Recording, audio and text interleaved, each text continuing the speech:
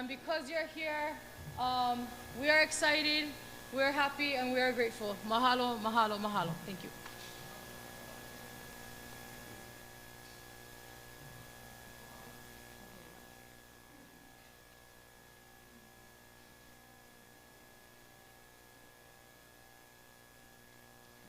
Mahalo, Auntie Pomai, for welcoming all of us, or at least myself as Malihini.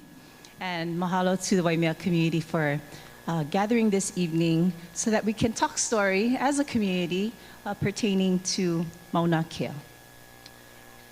So this evening, I want to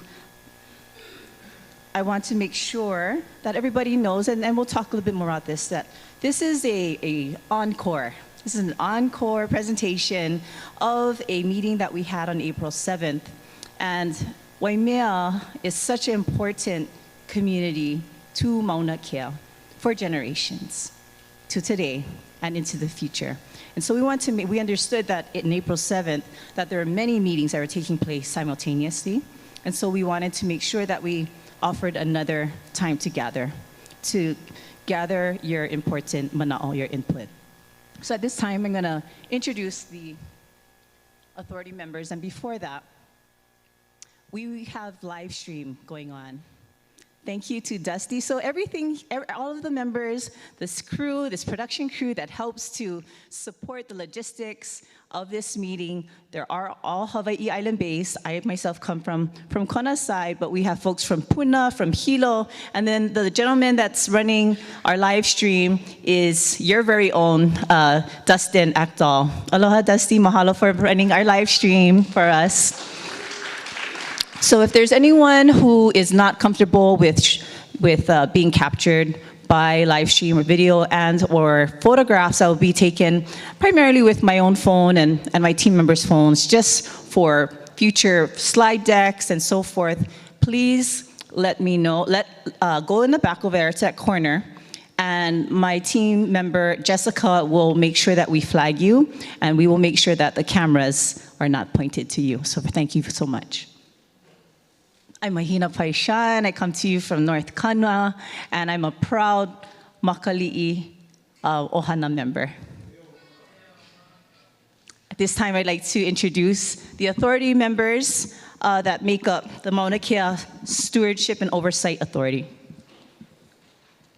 So as I call your name, if you are present, please stand to be recognized. The chair of MKSOA. Oh, yes, good idea, chair. Let's have all the authority members just come and stand in the front. They're making their way. Okay, so first we have Mr. John Komeiji. He serves as the chair of MKSOA. Aloha. And we have Auntie Dr. Noi Noi Wong Wilson. She's taking a phone call, but she is present. She serves as vice chair, or first vice chair. We have the second vice chair serving, who you all know, Mr. Rich Matsuda. Kama'aina of Waimea. Mahalo. Mr. Kimo Alameda, our mayor, was unable to join us today, but he sends his aloha and his regard. Of course, you all know this manafo woman, Pomai Bertelman of Pu'ukapu. Let's go back. What happened to the slide? And Uncle Neo Hannes, Koho Okele.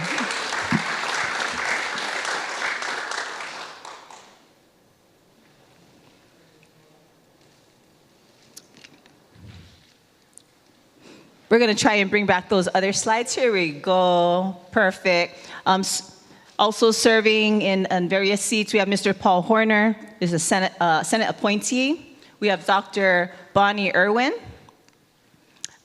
non-voting member, Chancellor of UH Hilo, Deputy Director of DLNR, Mr. Ryan Kanakaole, an educator from Waianae, Oahu, Dr. Kalehua Krug, and UH Regent Benjamin Kudo, and of course, where is Lanakila Mahe'oi? Aihe'oi. Mane'ino. Proud graduate of Kanuoka Aina Charter School. Thank you so much. And please stay with us. And then we have also our authority staff members. Our ho'okele nui is Mr. John T. Fries, Executive Director of MKSOA. His right hand is Mr. Bill Stormont. We also have Pua'ena An, who's here with us today. Mahalo Pua'ena.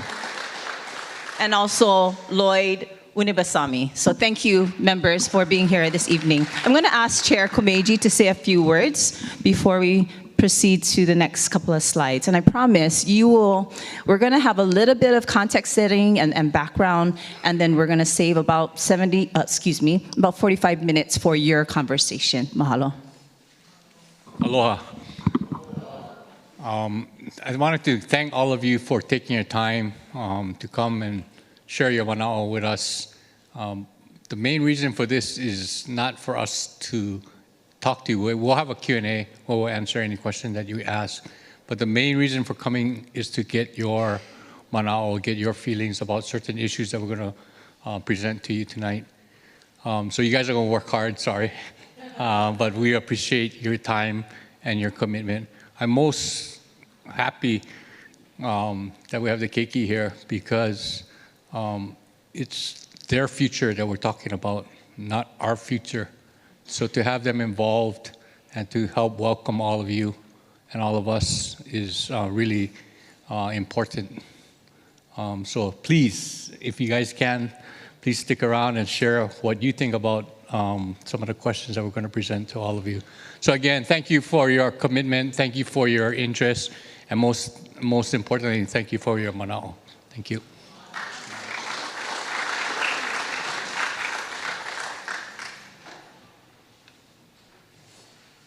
Aloha kako. Aloha everybody. So good to be here in Waimea and good to see you. I know, I'm a little short. Thank you. I'm Noinoe Wong Wilson. I know I was being introduced and I was outside. I guess you could see me on the phone, sorry. That was my doctor calling. So I wanted to just spend a couple minutes to give you a little history about why we're here. And to thank you again for being here and participating in this. But we're here because you asked for it. We're here because over the last couple of decades, as we in the community struggled with the developments on Mauna Kea, the community wanted to have a voice. And they said, you know, we have all kinds of feelings and thoughts about how Mauna Kea should be developed. But what was absent for most of us is our ability to be heard. And I know that government often has public meetings similar to this that ask community to come in and provide some feedback. But for some reason, many of us felt that that wasn't enough. And maybe despite what we were saying at these public meetings, the people who were in charge never quite heard us. And so out of that, out of what we all remember, most of us remember the stands that we took in 2015. People like Lanakila became very famous for being able to run up the Mauna. I don't know he can run up the Mauna right now anymore, but you know, he was so awesome. He activated all of us to try and understand exactly what's taking place and how we could participate. So out of events like that, out of the stand on Mauna Kea, out of the real angst in our community that we all suffered through for years, came this desire to make sure that we set a new process in place. And with any luck, the process that you're participating in today is going to set an example of how government and community can work together to decide on a future for everybody, collaborative future. And so this is, I just want to point out a couple things to you. You were introduced to our authority members, and there are we up there? Okay. Anyway, you were introduced to us. There are 12 members on our board. our authority, and 11 of the members are voting members, and that's because Dr. Bonnie Irwin, who represents UH Hilo, is a non-voting member. University is already represented by Ben Kudo, who is the Board of Regents representative. Of the members there, the 11 members you see, the 8 of us are Hawaiian. Does that mean we all think exactly alike? Of course not. I don't know any family who thinks 100% exactly alike. But I will tell you that it's the first time that a board is composed this way, where we actually have kuleana to a constituency.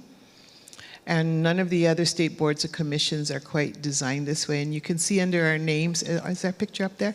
You can see under our names there's some title or some reference to the kuleana that that person holds as they sit on the board. So our lineal descendants of Mauna Kea are represented by Pomai. Sorry, Pomai, there's this like light in my eye. Over here, I think. Where you stay? Oh, there you are. Pomai. Lanakila is our cultural practitioner representative. We have Rich Matsuda, who represents the observatories, and on and on. That is purposeful because we wanted to make sure that everyone in the community can recognize somebody who represents them in this decision-making matter. And we are an authority now who's being given the intent was to give this authority the rights that are currently held by the Department of Land and Natural Resources. To give the authority to finally make the decisions to this board, this authority, these members who come from community and represent community. So it's really important. Why we're here today is to make sure we hear and give you an opportunity to feedback. And this is not the only time. This is just the beginning, as will be explained to you very shortly. There'll be other opportunities for us to come back to community and to talk to all of you. This is how many in the community? 5? This is our 5th? 6th community meeting, the second time we're here in Waimea, only to make sure we kikopau the Waimea. We started here, we're ending here, and making sure that you all have an opportunity to engage with us. So mahalo for being here. Some of the other things that you might see behind me, because I'm not really looking at the screen, is a listing of some of the values that we stand on. And those values are codified into law, and it's the only other place besides the Aloha Law where Hawaiian values are actually codified into our establishment of an agency like ours. And the other thing is that we're rooted in the Kanawai, or the Hawaiian laws of nature. And I want to introduce a short video by Auntie Pua, Dr. Pua Kanakaole Kanahele, who was one of our members of our working group, and she's going to explain to us what she means when she talks about the Kanawai, and then we can talk later about how this applies to places like Mauna Kea. So mahalo.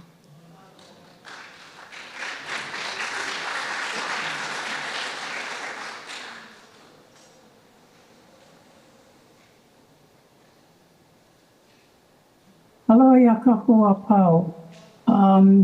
You know, it's a real honor to talk about Kanawai because it's not something we hear about all the time, but it's something that existed for a long time, and it's something that continues to exist because it has to do with this land that we live on, and what we as Hawaiians anyway, should know about this land that we live on. That's what the Kanawais are all about. Kanawai is, first and foremost, is called a law, but it's like a code or a decree or a regulation. Any one of those will identify the idea of Kanawai.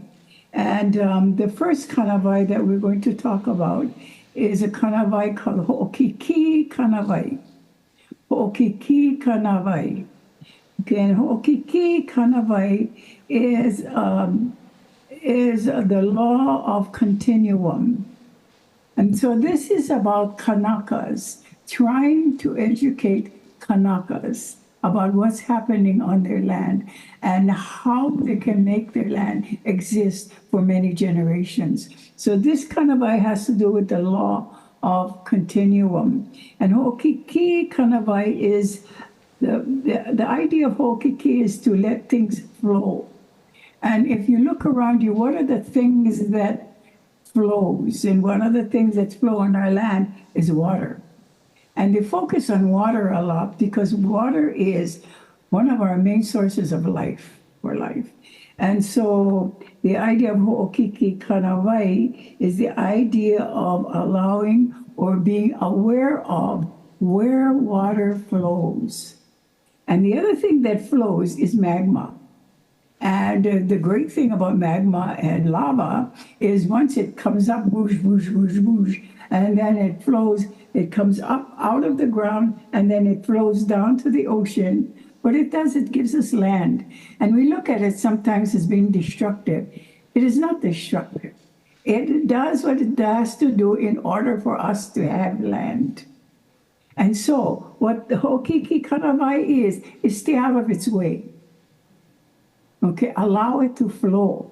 And then the idea of water that flows, Mauna Kea, the aupua of Ka'ohe runs from Hamakua, and it's a small aupua, runs from Hamakua to the top of Mauna Kea and over to Mauna Loa.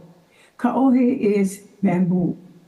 And the idea of the bamboo and why it's called bamboo, it has to do with water.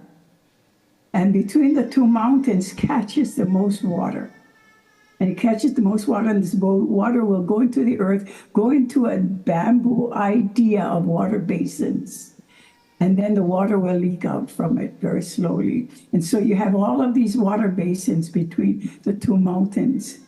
And that's why we have really big rivers in the Hamakua district, because of all the water that flows down freely. So the consciousness of what flows, where it flows, why we should be conscious of it flows, because it gives us life and because it gives us a place to live. And water is what we need for life. And a lot of the water has to do with the two mountains that we live on. Yeah. That's the idea of the continuum. The other kanawai is kua'a kanawai. Kua'a is the burning back, the law of the burning back. Now, the law of the burning back has to do with the gestating of landscape, basically, gestating of landscape. You know, they initially looked at it as or compared it to an ali'i of very, very high rank. You don't approach the ali'i of very high rank because he is out of reach of everybody. It's the same thing with these land areas, the landscape that we need to hold sacred, or we need to hold like they're going to do a lot of good for us, because these are the land areas that are necessary for our existence. One is, of course, the volcano, and is one of it. The other is places that have marshes and streams and rivers and coral heads and the idea of the wet forest, because all of these things help to reproduce what's in there on the land. Coral head lets things out into the ocean, and a lot of fish go for it. Okay, and the wet forest is what gives life to more forests. Okay? And the streams do the same thing. And so this is the idea of the law of the burning back. So you look for these places and you be sure that you allow these places to maintain itself as it is.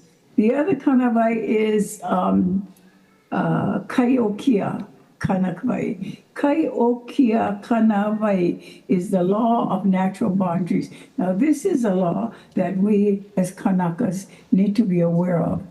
Okay, the law of natural bodies is the law where all of these things that I just talked about, the volcano, the movement of water, and all of that, where they are moving. And what it's saying is that you have to recognize the boundary. So this is what this is saying. Know the boundaries. Know your boundary as a Kanaka and know the boundaries of the land. So Kanaba is all about the environment, all about the land and what the land is doing and where the land is and how the land provides for us. And therefore, our idea of being conscious of it and staying away from places that is not good for us. Okay, the last kanawai is ki hoi hoi kanawai. And ki hoi hoi kanawai is the law of regeneration. And so the law of regeneration is that it's like the first law is the law of continuum. We need to continue our own generation of Kanakas. And we need to see that the generation of the native trees continue. We need to see that the generation of the native birds continue, or the generations of the insects that live in these areas continue because they're the food for the birds. And so we have to be conscious of all of that as natives of the island. And again, these are the 4 laws of the land. And the law of regeneration is that we go out and there is a sense of reciprocation. And the sense of reciprocation is, if you go back to the Kumulipo, in the first 2 lines, I was going to say this with the first kanawai, but I didn't. But with this particular line, the first 2 lines of the Kumulipo, Okeawi kahuli vela kahonua. And when you talk about that, people say, oh, that's when our earth is hot. No, it's talking about the lava. When the lava is hot, it makes our earth hot. Okeawi kahuli lole kalani. And what that does when our earth gets hot like that, and a lot of steam is coming up, it clouds the sky. It hides the sun. So what it's doing is it's returning water to the space above and turning it into clouds. And eventually, what that does is that cloud system will return the water back to us. So the whole idea of ki hoi hoi kanabai is the idea of reciprocation, that we give and the land gives back. And so be conscious of the fact that the land does give back. Hello, my kako. Let's give that woman a nice round of applause. She's not here with us in a present way, but her spirit and her Ike is really with us at all times. And I often wonder if we really appreciate that we are living in a time when she's living and have access to her. And you, Hamana, over here, you should get her videotape and you should show that again and again and again at your school, because what she says in there is really important. I was remembering her book with Noi Noi earlier today, Kahunu Ola. And my favorite line of that book, I quote on my website, it says, you know how people say the children are our future, that you folks are our future? Auntie Pua says, I don't believe that. It's just another generation wanting to stay on the periphery rather than devoting yourself to our culture. Get in the game. That's what you guys are doing tonight. You're in the game. They're going to pick something up, but leave them something of value, you know, and that's why we're here tonight. And I have a hunch, as I look across this audience, that probably not the first conversation you've had on this subject for most of you, and it isn't. And the value of conversations, though, is not just to have them and to vent and then come back and have the same conversation. You know, the value from people with our kuleana is to listen.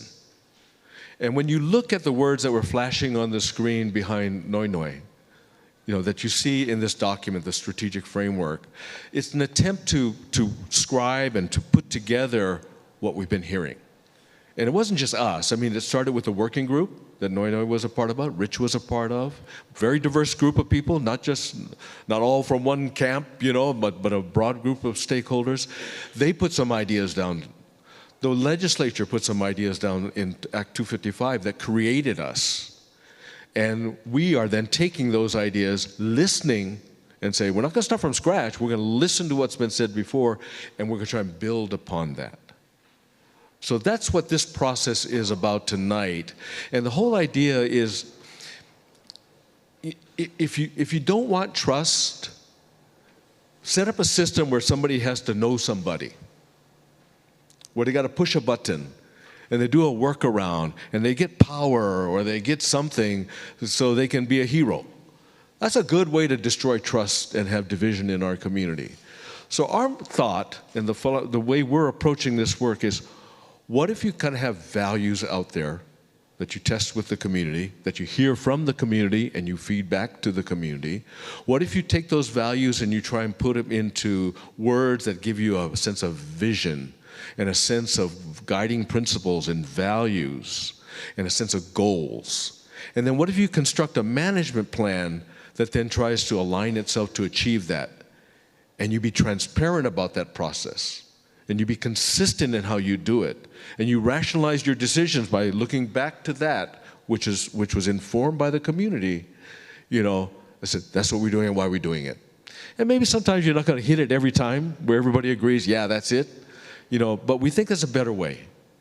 And when you look at why this authority was created, part of the language was, as a state, we're not happy being as divided as we've been on issues regarding that mauna.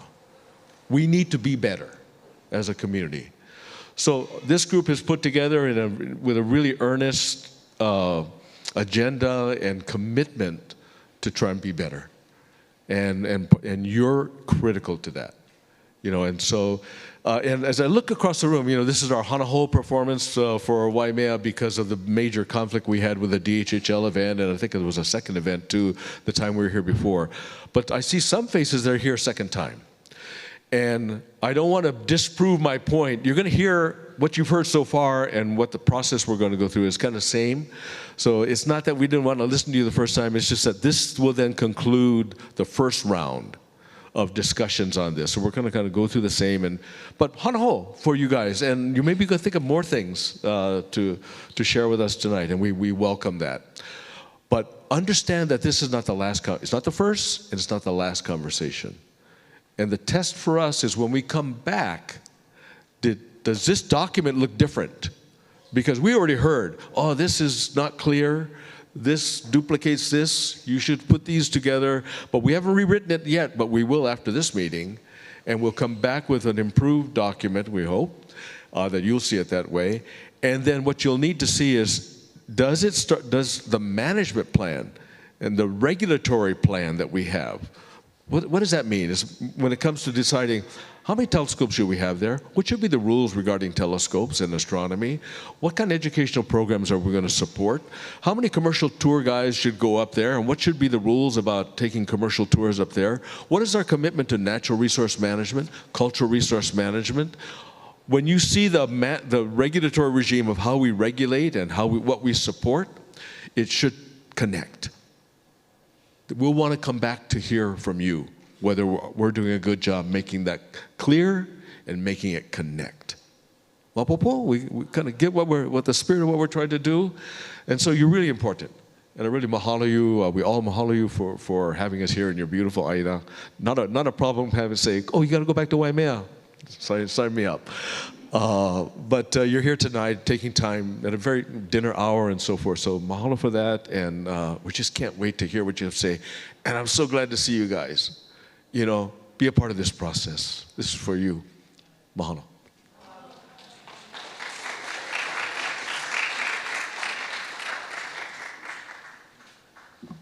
Thank you, Neil. Like everyone else, tonight started off, we were all uplifted by watching you walk in this room. This is our as you've heard, our second time in Waimea. On the island, it's our 6th meeting. We've been to Kona, Na'alehu, Hilo, Lapoehoi, and now back here. 2 weeks ago, Neil Hannes, Auntie Noe, myself, Bill Stormont, all of us were at the Native Hawaiian Convention in Seattle. And while there was no formal breakout session for Mauna Kea, just the fact that all of us were there, Auntie Noe was able to work a session into it. So it put us in front of people, Native Hawaiians, Kama'aina of various ethnic groups that live on the mainland and have this incredible connection to Mauna Kea and to Hawaii in general. So that meeting produced incredible feedback, and you could feel the hunger to come home, if not permanently, to come visit Ohana, right? So being part of that experience was really important. Now, we just heard Auntie Pua talk about the 4 kanawai. When you open this draft, if you look at the bottom of the second page, the inside flap, you will see that embedded in the core values are the 4 kanawai, the natural laws that Auntie Pua was talking about. Now, the working group that led to the legislation that created the authority inserted the kanawai. When the actual law, Act 255, came to final language politically, the 4 kanawai were removed. So in Act 255, if you were to look at that document, there is no such reference. But what happened is the authority, the 12 members whose photos you saw earlier, came together in January, in the early months of this year, and together began to design this draft document that you see here. And it became important for the authority that the kanawai be placed back into the work of the authority. And why is that important? Why are the laws of nature important? Well, Neil went on to explain that. Auntie Pua may be among the most articulate, but it's essential that if we are going to take a different path on Mauna Kea, we cannot shy away from those things, that wisdom, that knowledge that was left by ancestors who year after year after year for millennium observed, and eventually deducted a system of knowledge that we would be remiss, we would be irresponsible if we didn't integrate it, okay?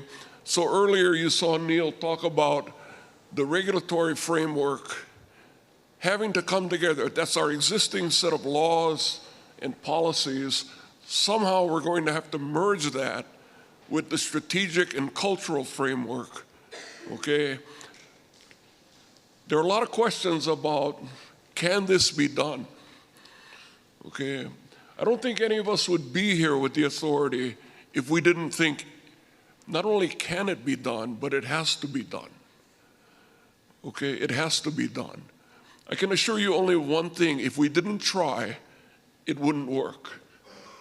Okay, and we happen to have a special collection of people on the authority that understand this and pass down to us in the operation the mandate to move forward and implement these principles.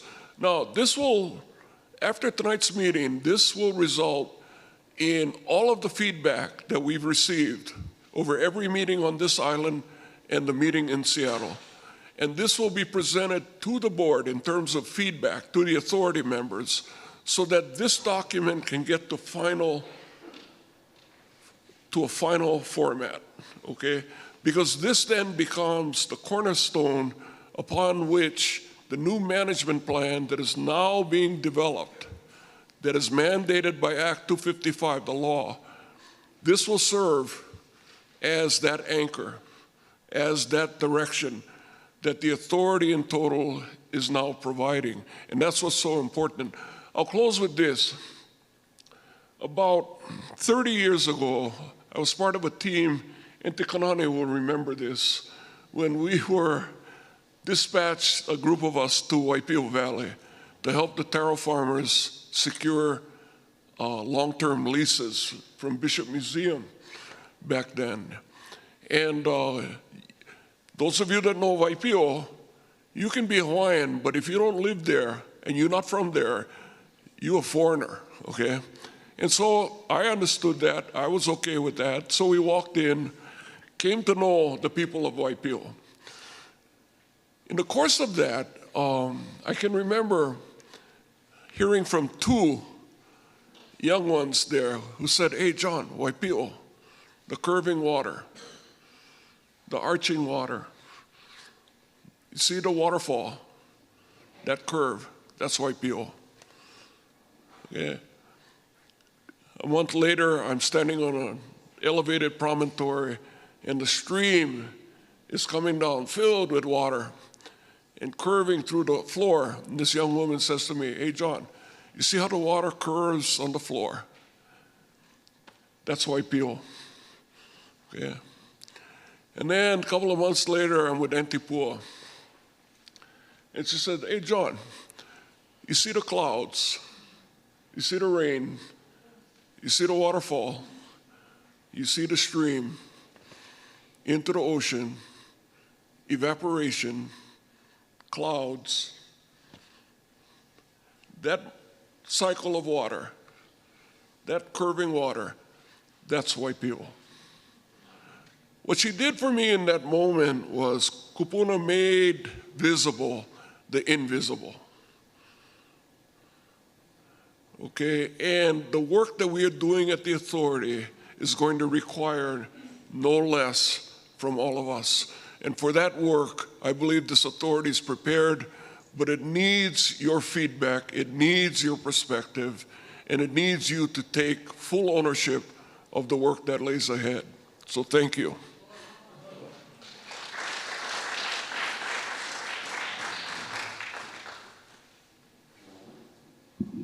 I love that he leaves us with this image, this cycle of Vai and Waipio, and here we are in Waimea. Auntie Pomai and her ohana talk about the many meanings of Waimea, one of which is she shared, and her family has shared with us, all things that pertain to Vai. So again, it's truly an honor to be with all of you Waimea community members. And so now, this is your time. We're gonna have 3 tables. We're gonna transition to 3 tables.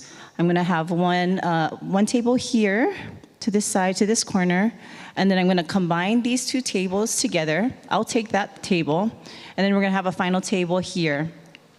What we need to do is we need to exercise our muscle as a community, and when you find a place at any of these tables, and I hope that we are looking for diversity, right? A resilient, healthy ecosystem.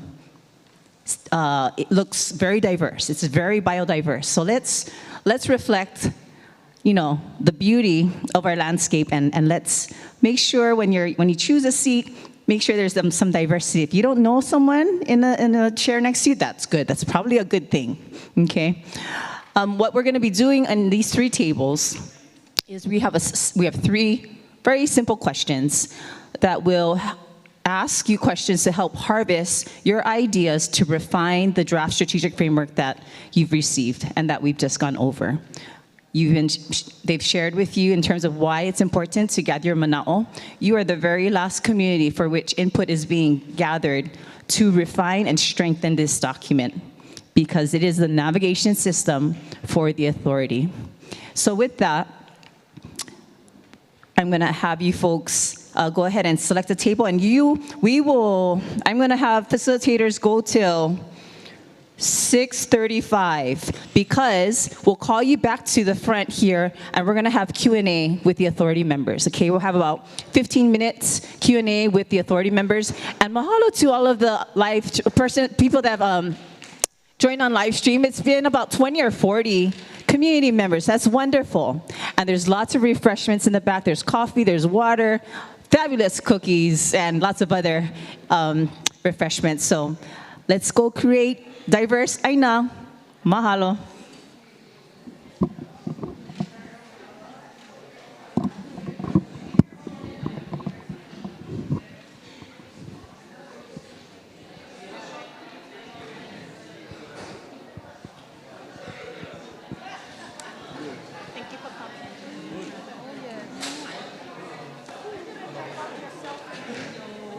How's everything on the board? Kumbay, we stop.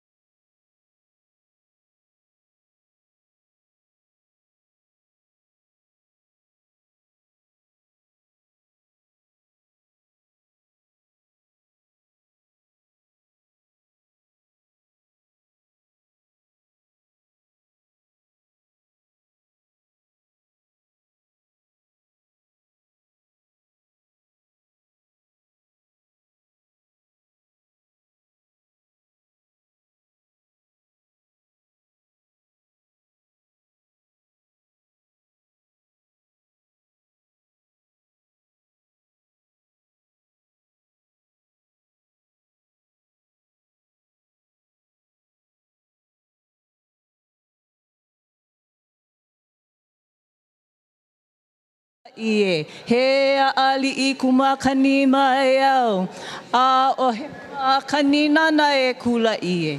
He ali I kumakani mai a o he kanina na e kula ie.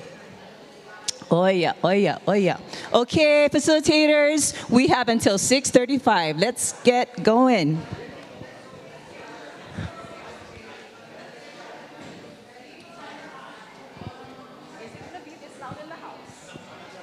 Okay, ready?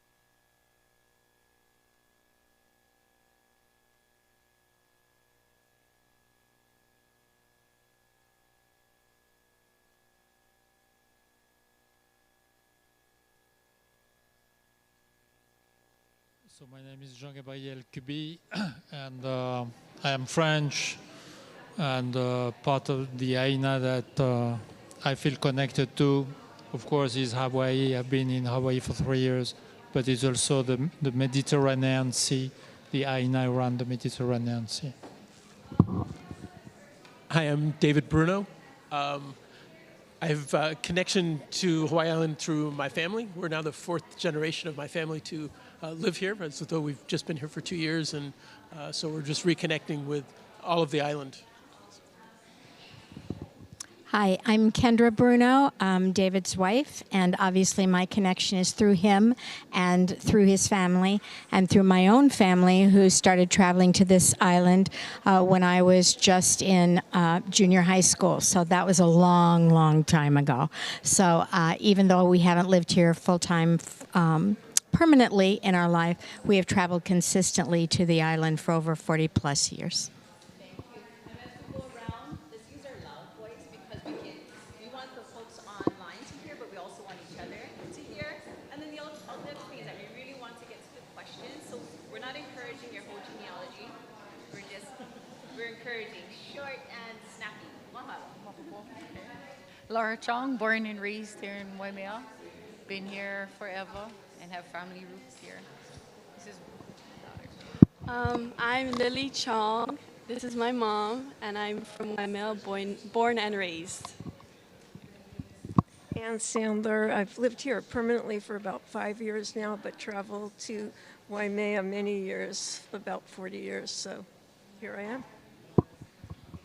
Aloha, Harry Betancourt, now of Hawaii, 10 years in Waimea and 24 years in Hawaii. Hello, Hetzi Lorenzo. My aina is Pepe Kale. Aloha, my name is Ariel Lindsay. I'm born and raised in Waimea. Mahalo. Aloha, I'm Cassidy Kulu Alani, and my whole family's from Waimea. My whole family's from Waimea. Aloha o wau o Auli'i lani o Kubo, noho au I Waimea. Aloha, I'm Auli'i and my home is Waimea. Aloha, my name is Leah Sprout and I'm from Waimea. Aloha, Rich Matsuda. My home is Waimea. Aloha, Zachary Judd. My home is Waimea. Aloha, Nelson Harston. My home is Waimea for the last 6 years. Hi, my name is James Kong, and I'm a transplant from Honolulu. I've been up here for about 28 years now. Aloha, April. I'm from Hilo. Mahalo, everyone. Okay, has everyone had a chance to take a look at the draft strategic framework? Okay, so we have 3 questions this evening. And again, these 3 questions are intended to help the authority refine, to hear your feedback, and then utilize your feedback and input to refine and strengthen this document. So here's the first question. What in this document is not understandable and why? And just go ahead and raise your hand if you have a thought, and I will bring the mic to you. What about this? And you know what, let's just take 30 seconds and compose your thoughts. Take about 30 seconds to take a look at your handout. Yes, correct. And other groups have done this. So let's go section by section. So let's start off with just the legislative finding and intent and mission and purpose section. Okay? So what of those 2 sections is not understandable and why? So section 1, legislative findings and intent and mission and purpose. What of those 2 sections might not be understandable?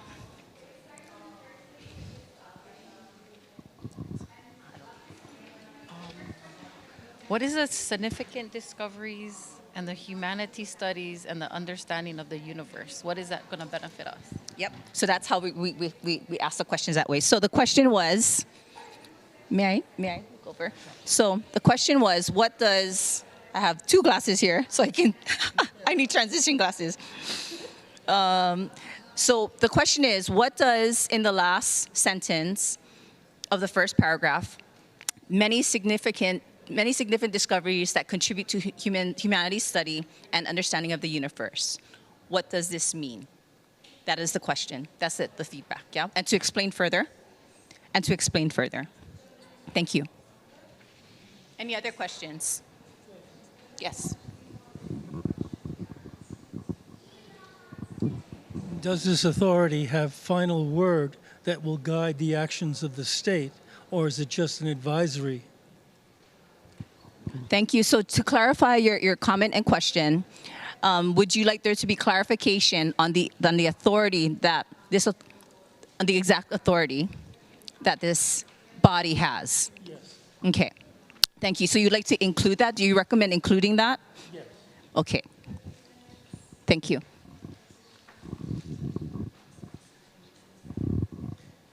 Anyone else?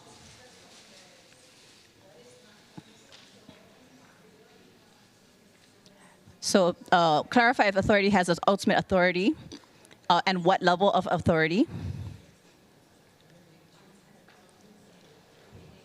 and recommendation to include it either in this section or within this draft within the strategic framework. Yes, I'm going to go here first and then. Oh gosh. You had your question? Oh, I did. Yeah. Sorry. I can see that it says in the first sentence, significance that is home to cultural landscapes, fragile habitats. My question is if it could include something about specifically the native species in those habitats. Yeah. I think, well, obviously we know that the Palila bird lives up there and they're trying to reforest with Mamane, but there are also native snails that live there on the summit line of the snow. A lot of people don't really think big things about snails, but our native snails do live up there, and for a snail to live in rocky terrain is pretty impactful. And there are living colonies up there. We just, we have a hard time finding them now, but I think that's something noteworthy to say. Thank you very much. And do you suggest that, are you recommending that it belongs in up top or in a different section or its own section? I think it goes along well with, the first sentence of what's there. Like that's culturally important. And Thank you. Yeah. Thank you. Mahalo nui. I think there's a question or comment here. Again, the question is what of section 1 or the first 2 paragraphs is not understandable and why? It would be helpful to maybe have an explanation for those of us who don't know Act 255, some kind of explanation of what it says. The comment, it would be helpful to have more explanation on Act 255. I have a clarifying question for you because I want us to understand when we look back at these notes. Is your thought that it should? Do you want this framework to describe the intent, or the purpose of the act, or all the details of the act? Whatever is easiest and applicable, because you don't want to make it too long. So, yeah. And thank you for that comment. We do have that in the back. However, maybe it could be in the front. Maybe it could be placed. Yeah. So eventually I would, I imagine. That's a good comment. Perhaps the additional resource or the QR code could be added just to the next section. Any other questions on this side? Yes, please. My question is, to what elevation would this responsibility go to? Yes. Would you like to expand on that question? What elevation? We got that. With that project site we're talking about. We have heard other communities request a project site map. So a line showing the actual authority area. She mentioned the animals, yes, but the restoration of the Palila bird, the goats and sheep are eating the mamani trees, so they're killing it basically, and they're killing it so the population can reproduce, right, the birds. Yes. So what in the stewardship, what do you want at what level, to the state park or to all the way up to the top? Thank you. I think, did we get that correctly? And pertaining to stewardship activities.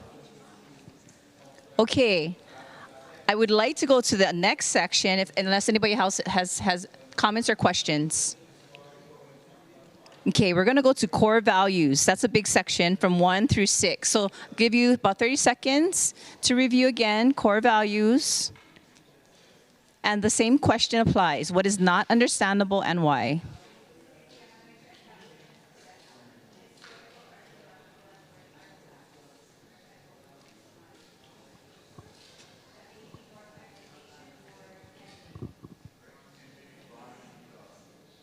Is there anyone else who has not yet spoken, would like to respond first?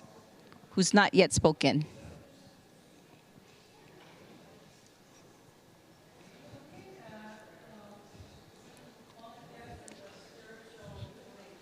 Looking at the core values.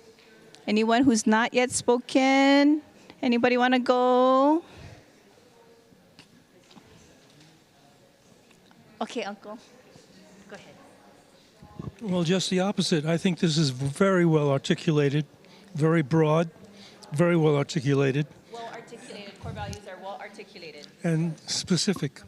I think it's an excellent document for guidance. Thank you for those comments. That's helpful as well.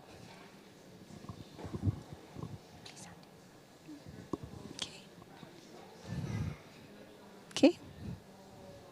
Anything else might not be understandable. You can also say what you really like you want to emphasize something.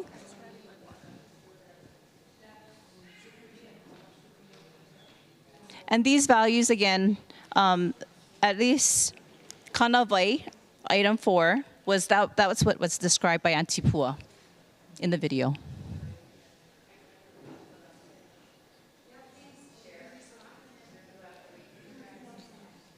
Yes, thank you. Thank you. I just would like some clarification. A lot of these core values are talking about creativity and innovation and future generations.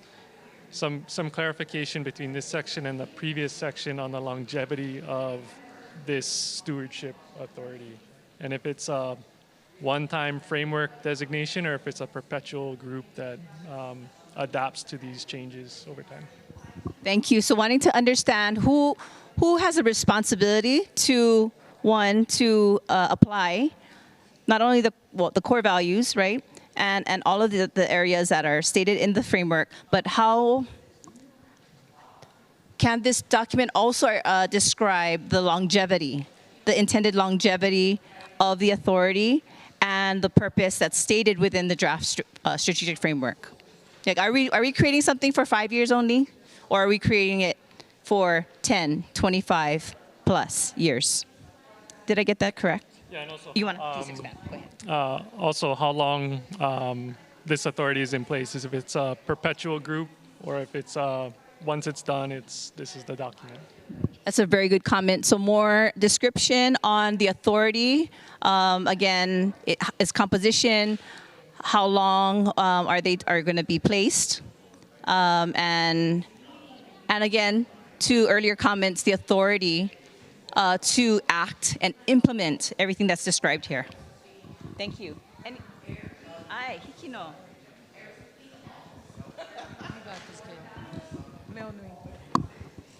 As a homeowner of Waimea, what does mutual education mean? And are you going to come teach us about the information? Where's mutual education? What part is it in? 6, Kuleana. You want to say again? Can you say it? Can I say, yeah. So Cassidy Kulukulualani wants to know, as a Haumana of Waimea, she's looking at part 6, Kuleana. It says mutual education and collaborative work. So her question is what that means as a Haumana of this Aina, and does that mean people are going to come to our school and teach us, or yeah? Excellent question. Mahalo yaoi. Okay, anyone else? Core values. We can always return to core values as well. Okay, we're going to move along then. Next. Yes, Hikino.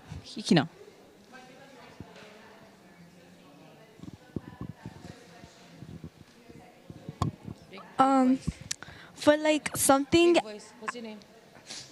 Aloha, I'm Ali'i. Like as a Haumana, I think something that is like will help kids understand more is if there was pictures to these core values, because as soon as we flip the page open and we see pictures, we know like it's about the Mona and how to help it. Thank you very much for that recommendation. The recommendation was to add pictures as a visual, as you know, to aid the descriptions, the written descriptions. Mahalo ya oko e na haumana. Anyone else? Core values. What is not understandable? We're going to move along, and if you want to come back to any of these sections, we can. Guiding principles. Let's take about 30 seconds again. Peruse guiding principles, please. And it is a front back, so do look at page 3. as well.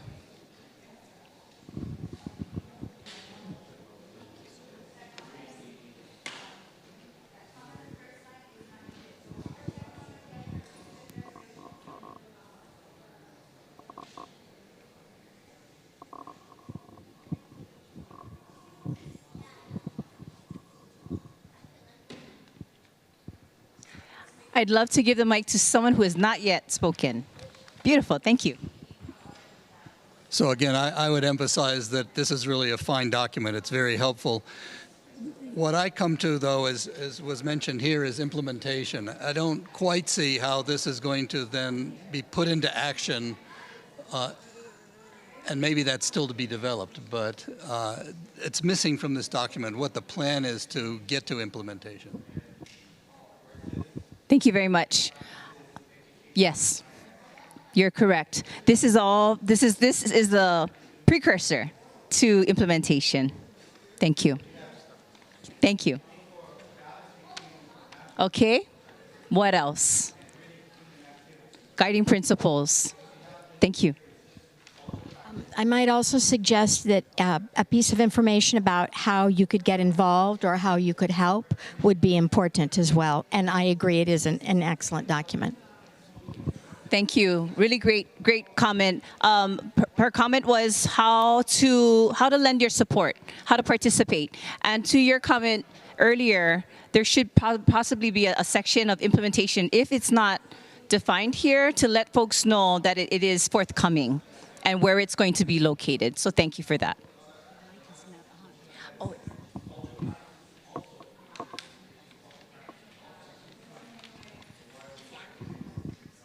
Do you want to?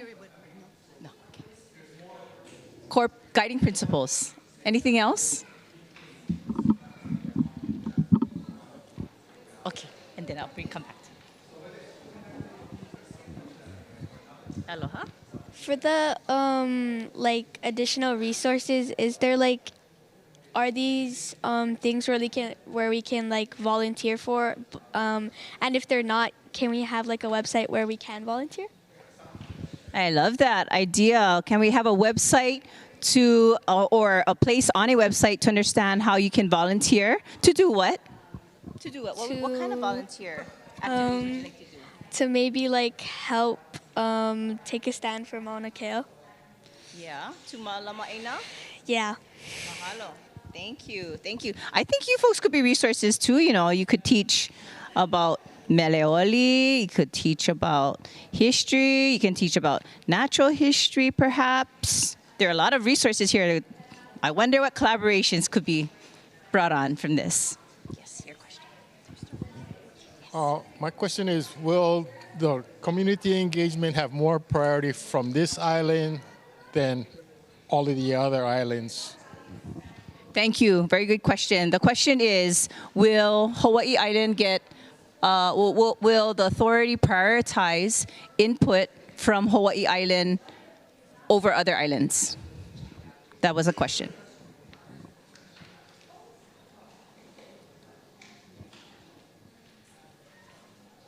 Anyone else? Guiding principles? If not, we're going to go to the, yes, please. So just in specificity, like understand the significance of the Mauna, but it's stated in only activities reflecting the highest standards. So it's very specific about limiting with an only, and then the highest standards, and it's identifying what those are. I mean, more specifically. Thank you. Please. So the question and/or recommendation is to elaborate on specific phrases, such as on page 3. Under significance of the Mauna, reflecting, quote, reflecting the highest standards and practices, end quote. What does this mean? And can this be elaborated upon? Wonderful comments. Let's go to the next question. Oh, one more. Wonderful. In the sense of restoration of natural resources, I think what's not clear to me is this board only looking at the management of the human activity, or will it be looking at it holistically for all the different factors that affect the mountain? Again, another excellent question. How will the authority be approaching management? Will it be approaching it in an integrated, and you use the term holistic, in a holistic way? How will the authority approach management of Mauna Kea?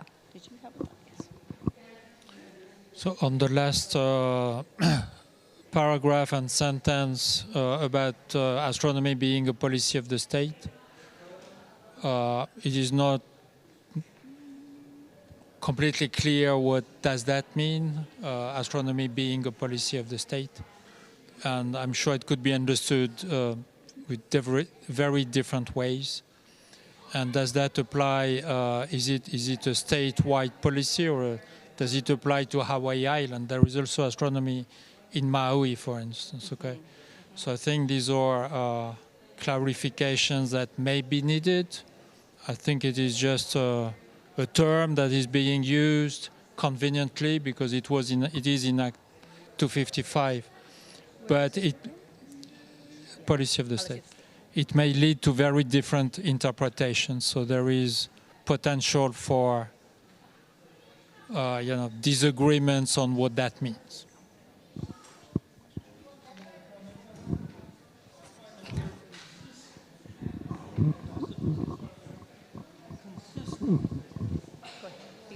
I find a very strong and interesting word, consistent. The support of astronomy consistent with a mutual stewardship paradigm in which ecology, the environment, natural resources, cultural practices, education, and science are in balance and synergy is a policy of the state. I wonder if that's so, and if not, it needs to be. Thank you. So thank you. Clarification on the term policy of the state. We should have references. We should have a reference. Are there other references outside of Act 255 that might be being referenced? Okay, let's move on to the next question. Great job, everyone. I gotta look at the next question. Sorry, real quick. Sorry. And the next question is, what is missing? We already went there, but let's look at the document as a whole. What else is missing? You folks already said wonderful things. Need more visual, representation, visual aids. We want some kind of description of how folks can volunteer and get involved. You said a whole number of things. What else is missing? And this goes for the document as a whole. And you can also point out a section within document.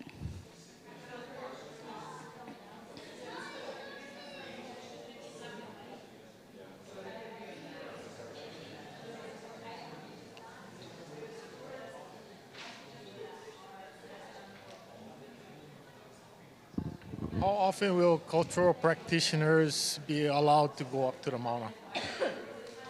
Thank you. So, what is missing is I'm hearing more description and guidance on management, access to cultural practitioners, support to cultural practitioners. So again, wanting more description, articulation of the actual implementation. So once this is finalized, the big question is, what about implementation? Okay, what else is missing?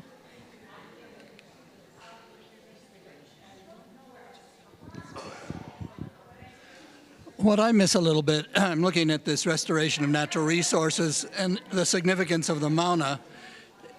The restoration of natural resources is very specific about restoring resources, but there's not so much about understanding those, and it's not resources necessarily, it's the organisms and the environment that's there and understanding how it works. Not just to restore the resources, but to get to the basics of how the ecological. I'm an ecologist, so that's what I think about. But it seems like it's kind of missing. It falls between the cracks of those two things. Can you please restate what is exactly missing? I'm trying to track. Well, a statement about the importance of understanding the ecology of the Mauna, the organisms and the environment and their interactions. That's basic ecology. It's sort of built into those two, but it's never stated very clearly that itself is also important. Expand on.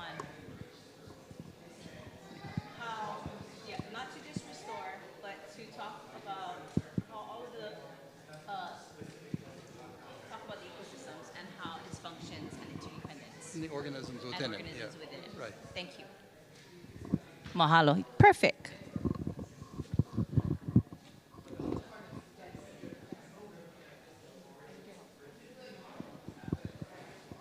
I'm not feeding her. It's kind of what Auntie Ariel said, but I think fragile habitat should be in its own section with native species. What? You think that what? I think that fragile habitats should have its own section with native species. So like what Uncle was talking about, like the ecological importance. Yeah. Should have its own section. Yeah. Yo. Get it, girl. Mahalo. Did everyone hear that? Maika ino. Look at our next generation. What else is missing? I just wonder if there's, measures of levels of success, because there's not just one specific thing that means success. And so starting to delve into what makes things successful. Thank you. We need, if we care about it, we should measure the progress being made or lack of progress being made. Thank you. Yeah, maybe to follow up a little bit on this, to me the main question is how. Okay, this document does not really say how this is going to work and how it's going to be accomplished. Yes, we've heard this several times. Thank you. We're hearing that it's very important to have descriptions and understanding of how this will be implemented. Can you say more about that? What about understanding implementation are you desiring? Well, it's not so much about the implementation, because the implementation will go after. Okay, so this comes before the implementation, but to define the implementation, okay, you need this fine group of people will need to work together to address very different topics, okay, from ecology to astronomy, land management, etc., okay. How will this work? It's probably maybe the most difficult question, okay, how you alluded to it, John, and some other members earlier. Okay, how you are going to work together, and will you use indicators? Will you use I don't know, sociologists to help you to navigate all these different streams? I don't know. To me, it is a critical question and very difficult to address. I reckon that, okay? But as we know, what is difficult to achieve is how. Thank you. So what I'm tracking, how will all of the items here stated in the strategic framework, how will it be applied? So what is the guidance for the authority to apply the core values, the guiding principles, the mission and purpose within the components of all activities of the authority? Guidance for application and implementation. This was mentioned a little earlier, but I think what's missing is the boundaries of this framework and where it's applied to on the mountain.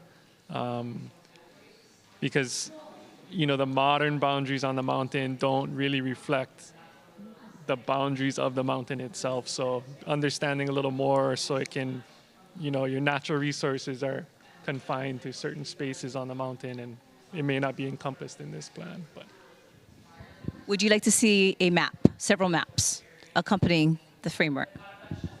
Yes, I think so. It's important. The image on the front I'm looking at of the document is the entire mountain from town here, right? And I don't think that's in the scope of this authority, so understanding that a little better. Mahalo. I'm going to ask everyone to just let's take 10 seconds and think about someone who would want to be at this meeting because they care about Mauna Kea and they would like to provide feedback, but they're not here. Okay, just think about actually someone in your mind.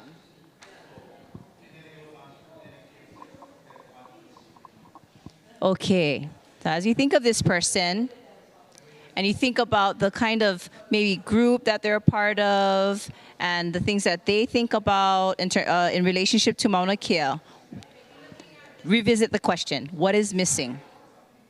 Yeah, because we're here for ourselves. We're also here for a greater community.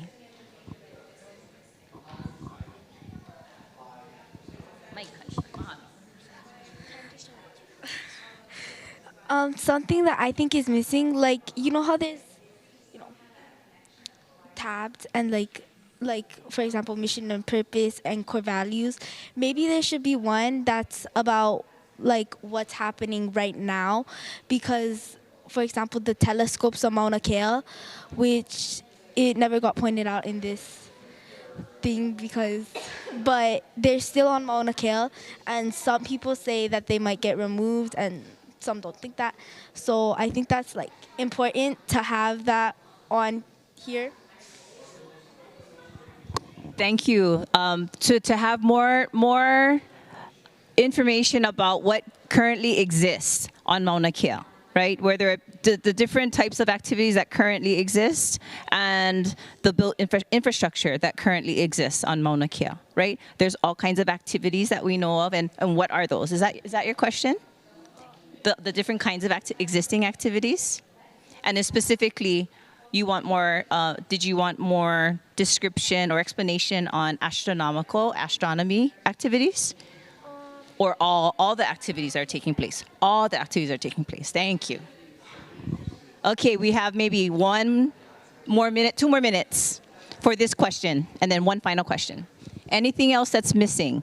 We need pictures, we need an invitation, current events, we need maps. What else? One thing is, to some extent, is historical information for obviously people who've lived here, know it and grow up with it. Those who've been here experience it. But to continue, because this is a long-range project, and it's going to have long range, to get more, as people become acquainted visitors or move here, that they have an ability to understand where this is coming from and where, the history behind it, and for good and bad. Thank you. And can you say more about a historical timeline? And which histories are you talking about? Is it many histories, or is it one particular history that you're maybe discussing? I mean, I think it's many histories. I mean, you have to, and so some of it may be far-reaching and the cultural, and that maybe even go beyond what an individual visitor might think of. But even understanding, why is this an issue, and understanding as modernization has come, and you have the clash of the contemporary with the historical and the familial, and how that has developed into the need to blend this together. Thank you. Mahalo. Yes. Can you include like a bubble chart with a timeline where things are going to get implemented, and a bubble chart, Yes, chronology, but it might be cool to have like a mobile chart when we do our next set of conversations, that people can add, their experience with Mauna Kea on a long timeline. Yes. Thank you. Yes, thank you. Okay, we're going to move to the next question, the final question. This is a little bit duplicative, a little redundant, but we're really serious about getting your input. Is there anything in here that does not belong? Is there any section that does not belong? Is there any section or language that does not belong? You don't care for? It doesn't belong in there. And why? Yes. Personally, I think the first section, legislative finding and intent, does not belong here, because it is kind of a summary of Act 255, and I'm not sure it belongs here. Okay, thank you. I'm not sure if you folks here, I'm just going to repeat. It was stated or recommended that legislative finding an intent, that first paragraph maybe does not belong here because it's there's a QR code in the back and it's stated there. Okay, any other section or language in the framework that does not belong and why? I want to, those who have not spoken recently, I would like to encourage you folks to say something, maybe someone this side of the table. Section or language that does not belong.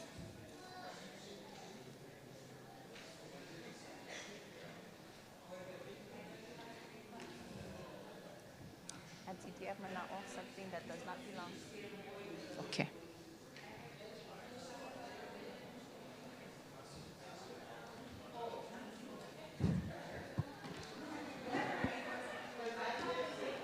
Well, if you're still thinking, we can, I need 1 or 2 volunteers to look at a couple of highlights of what we discussed. It would be great to have one haumana, one student, maybe with an adult.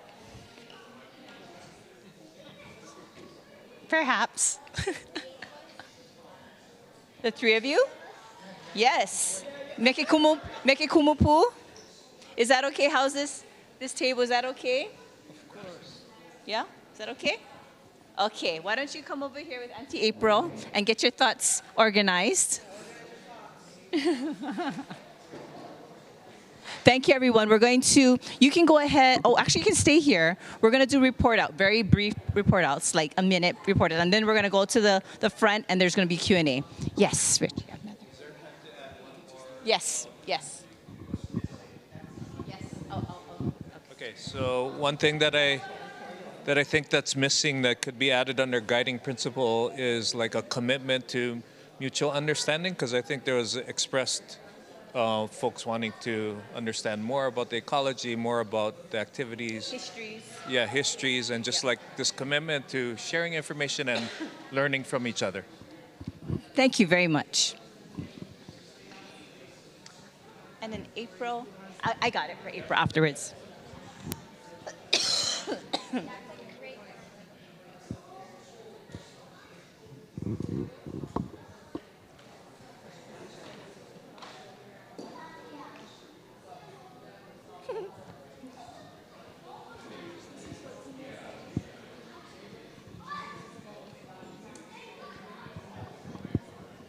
Okay, I'll put them on the house. Okay, Dusty.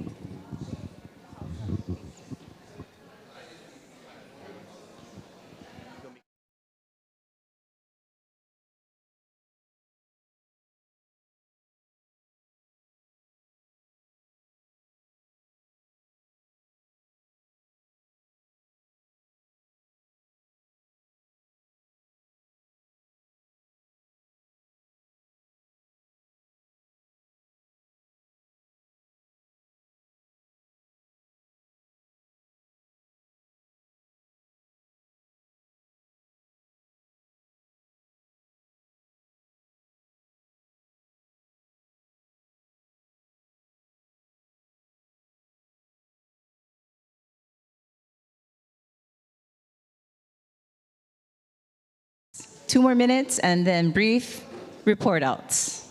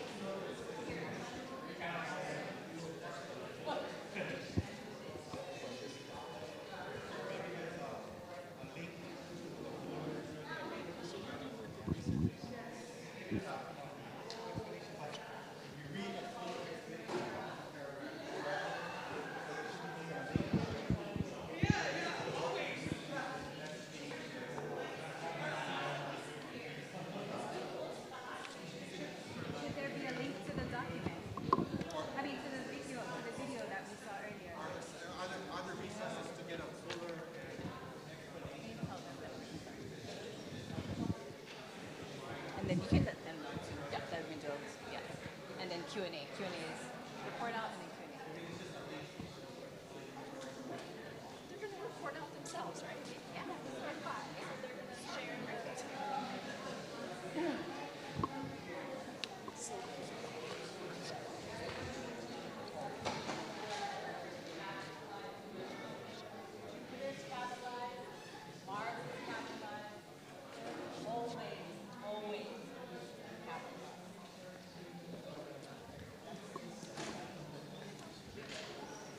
We'll start the report out. You got someone who's going to do it from here? High level, real just high level.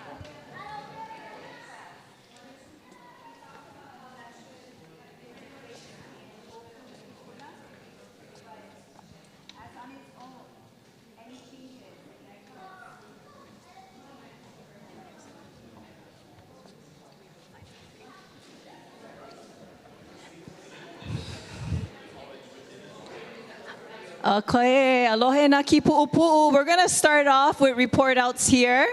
I'm going to gently and respectfully ask for your attention because we have students here who are going to kick off our report out. I'm going to gently and kindly and respectfully ask everyone to turn your attention, and we're going to start off report out here, and then we're going to go to Lala's group second report out, and then the final report out to Kalehua's group. No more than a minute each. Afterwards, we're going to adjourn our evening together with a Q&A. Mahalo. Okay, aloha.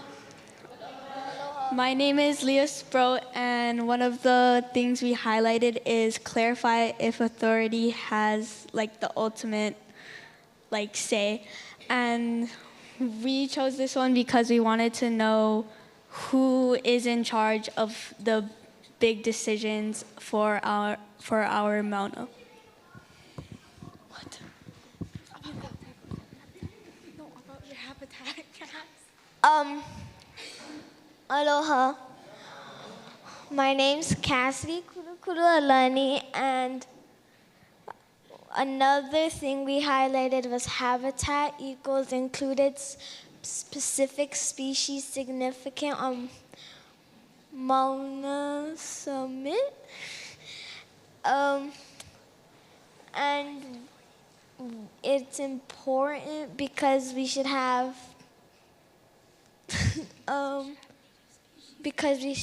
native species. So on the next page, over here, another one we had, how often will cultural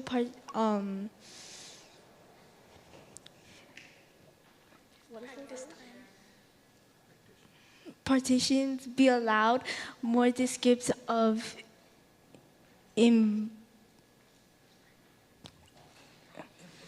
implementation.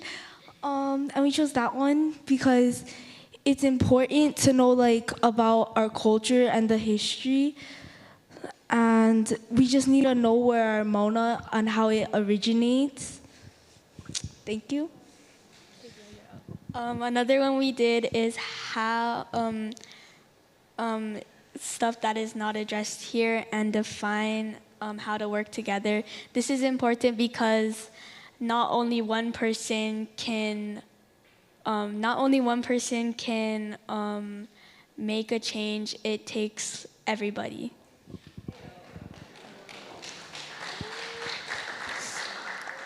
Wait, what? Another one we chose is including history. This is important so people can learn more about history and our culture. Mahalo. And even though we chose all of these, every single one of these are important because our Mauna is important because the Aina is where we come from. Mahalo.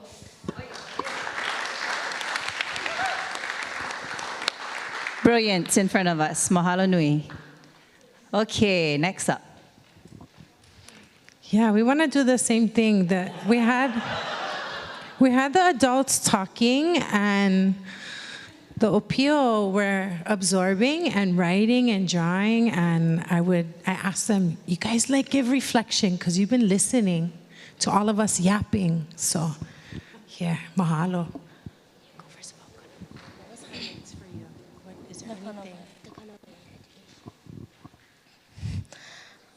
We really want to emphasize that for what is missing and why is that Kanawai should be number one on the guided principles because that is how it talks about how our aina is important and that we need our aina.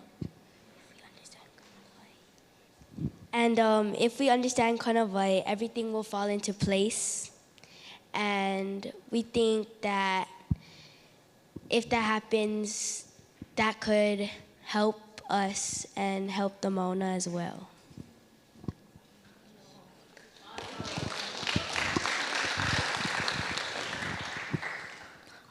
We also want to highlight education because we can learn from the scientists, but the scientists can also learn from us because we know a lot of our native nahele. Mahalo. Mahalo, tutors. Mahalo. Okay, what a large group. And he had very in-depth conversation. I could feel the pulse over here. Feel the pulse. O Waimea? Hikino. Aloha. Aloha. Wait, where do we space? But we need to go look at the stuff.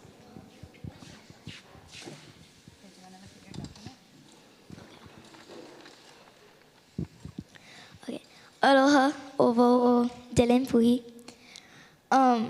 One thing I want to point out is I think ohana should be number one because we need to talk about the ohana first because the mountain connects to Kanaka, and if the Kanaka is all the way down here and then the mountain's up there, then it's not gonna become ohana. So I think, yeah. Aloha, I'm Camilla, and I just wanted to point out on mission and purpose to, because we are Naleo Nahele, the voices of the forest, and they should also put in that we should protect the mamane and the palila because they're going extinct. So we should also point out that so that people can know to help the palila and the mamane and the kahuli. Aloha, I'm Emma Strout, and we pointed out that the Kanawai laws should be second because it talks about the laws of nature and how we need to understand it and connect to it. I have one more thing. I was wondering why wasn't the native animals why weren't they why weren't they the script wasn't talking about them because they live on the Mauna and it wasn't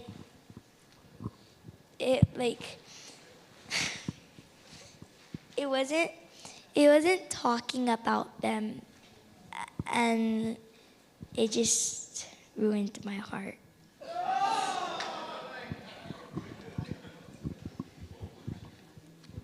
Mahalo nui to these Opio, all of the Opio that participated today. Mahalo nui. So at this time, if you just want to position your chair, we have our authority members as well as staff that are sitting in the front, and we are going to commence Q&A. So if you have a question for any of our authority members, this is the time to ask. We have until about 6:57. 6:58. Let's say 6:58. We did start a little late, so we started at 5:10. So community, would it be okay if we go until 7:10 tonight? Is that all right? And if anyone needs to leave, not a problem. Okay, so let's go till 7 then for Q&A. Okay? Did you want to start with that first question she asked? About what about the animals? Was that yes. You want to restate the question? Oh, was over here. Question? Right. You can restate the question for her. Restate the question for her. Okay. The question that she posed earlier was, where are the important native plants and animals? Is that Polale? How would that be addressed in framework? We're going to have our youngest person.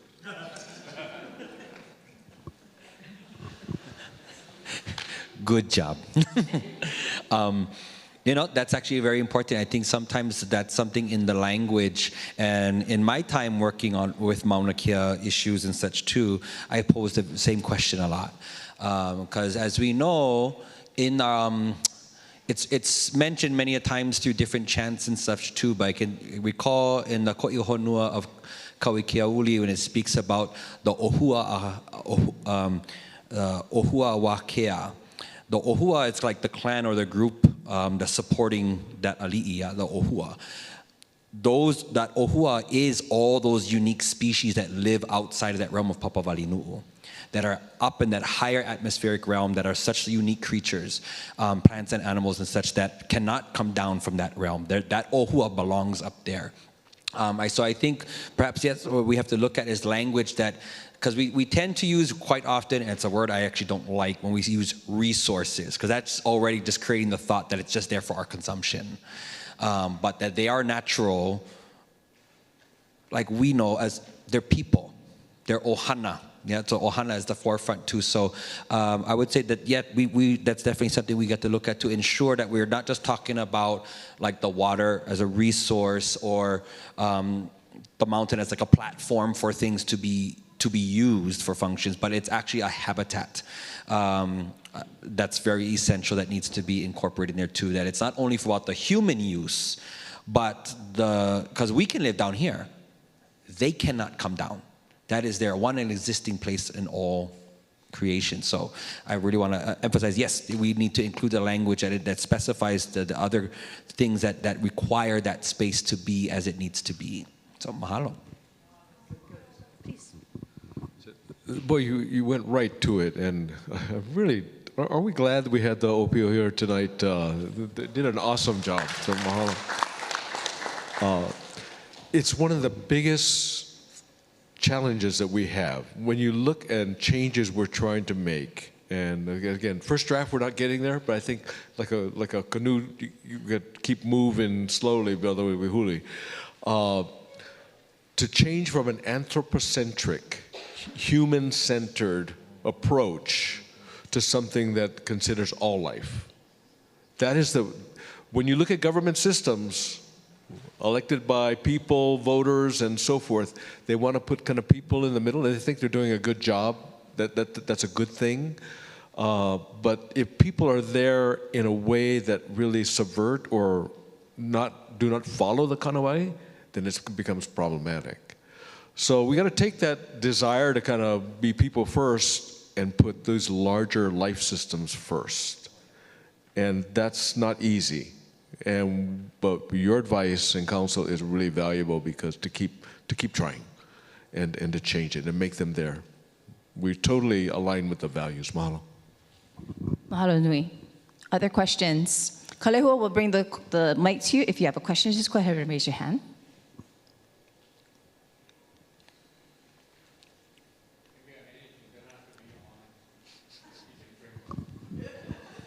It can be on anything. We're here to answer questions about what we're doing, where we're going. So anyway, it doesn't have to be just limited to the strategic framework, yeah. What question do you want to be asked? Go ahead and answer. Aloha. One of the things that was discussed at our table, which is not a part of this document, is a collective management of the mauna. Yeah, the geographic boundaries of what the authority oversees is just a small part of that mauna. And whether if it's put into the act or highlighted in the management plan, it should be something that the state, as a governing authority, work towards, not just as a mission, but as a true objective model. So let me provide some context because everybody may not be familiar. The Mauna Kea Authority has limited jurisdiction or responsibility or kuleana for parts of the mountain, right? We have Hale Pohaku, which is the mid-level, where the visitor center is and the cabins and whatnot. We also have an easement to use the road, and we have what is called the scientific reserve, right, which is at the very summit, but it's not the whole summit. For example, Lake Wai'ao is not part of our kuleana. So the question was, at some point, I believe that shouldn't the Mauna Kea Authority have jurisdiction and responsibility in kuleana for the entire mountain? And the answer, this is just my opinion, is yes. But the challenge is that we're biting off enough right now, right? So the rest of the mountain may be managed by DLNR, by Hawaiian Homes. So we have to work with all of those different entities too. But at some point, it makes sense that the man-made boundaries don't necessarily reflect what is actually being managed. Yeah. Mahalo, Brandy, for that question or that remark. And at our table, we also talked about, the fact that you cannot plan or think only within the boundaries of the TMK, so that we naturally, when we talk about Mauna Kea, we're looking at the Mauna holistically. So I said, our challenge for the authority is to think Mauna, but know that we have to act locally. Does it mean that when they hana across the street that belongs to DLNR, doesn't fall into our area of kuleana, that we ignore it? No, it doesn't. The question was posed to me, so who is going to be in charge of bringing everybody together so that the Mauna can be managed, or not, that's wrong language. And I say that all the time. We don't say the Mauna we manage the Mauna. The Mauna manages itself just fine. Thank you. If we got out of the way, it'd be even better. But the way we take care of our interaction, our human interaction with Mauna Kea, is it something that the authority over time can become the overall coordinator of, or somehow be able to bring everybody together so we can work holistically as we go about our business? I think that would be a dream for me personally, and something I think we could strive for, because there is no single body given that kuleana. There's no body is in charge of everything else, right? So we're going to have to come to that place. And I don't think it's out of the question that someday that might occur. Right now, we just need to get our bone structure stood up so that those things might be possible. No, this reminds me of the counsel we got from another Waimea native son up in Washington State when Governor Waihee looked at our thing for about five seconds and said, "This needs to be for the whole state, not just the Mauna." He recognized it, and I love John DeFries's mana'o about Waipio. It's like I manage the waterfall, therefore I manage all the water cycle. No, you don't. It's the whole thing. I think that's what we're learning from this process. And if we think in a political sense, I got this, I want jurisdiction for all of this and so forth. Nobody's going to give us that jurisdiction. Everybody has kuleana and so forth, but we have to kind of incorporate and showcase the values and the knowledge that it is a whole system. And Kamwala Plunkett, he blew my mind yesterday, you know, sharing one of his visual pieces that he's got in the works for this plan that we're developing that helps to demonstrate that.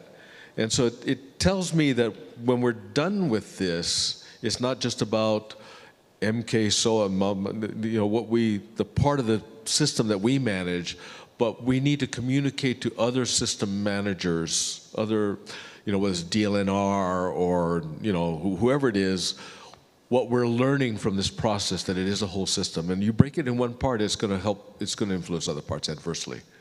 So we all somehow got to work together.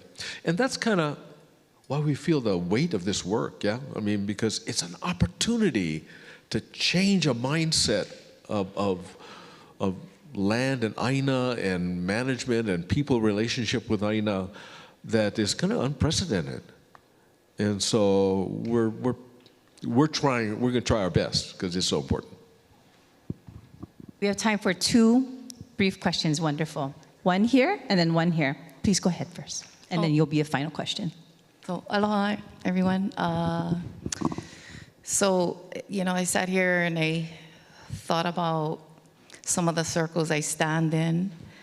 And so in some of those few circles I have stood in, we gather and it's like a whole introduction for each one who's present in that space. And we say our name, kind of like what we did tonight. We bring in a kupuna and the place or water, a body of water that feeds us spiritually, physically.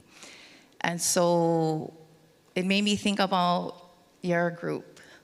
And I was wondering if you guys ever made time or if you had the opportunity to do it, maybe just to do a check-in, perhaps, individually, as a collective, and do a circle close in the area of which you folks are making these really profound frameworks and decisions on.